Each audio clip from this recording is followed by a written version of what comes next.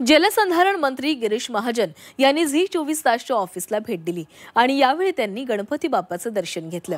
तसंच गणरायाची मनोभावे आरतीही केलेली आहे। यावेळी गिरीश महाजनांनी बाप्पाकडे काय साकडं घातलंय या संदर्भात बातचीत केलेली आहे आमच्या प्रतिनिधी अनुपमा खानविलकर यांनी।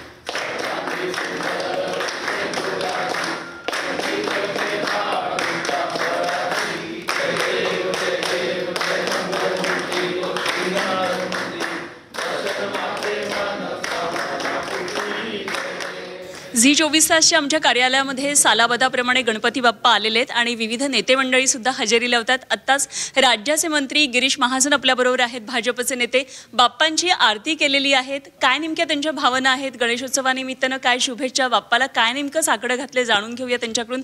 महाजन सर, आधी स्वागत तुमचं आमच्या कार्यालयामध्ये। बाप्पाची छानशी आपण आरती केली, बाप्पाला निश्चितच आपण साकडं घातलं असेल, नक्कीच बाप्पाकडे काही मागणं केलं असेल, काय नेमक्या तुमच्या भावना आहेत? बाप्पाची कृपा यावर्षी चांगली आहे। खरं म्हणजे पाऊस खूप चांगला झालेला आहे यावर्षी। धरणं जवळपास सगळी 100% या ठिकाणी भरलेली आहेत।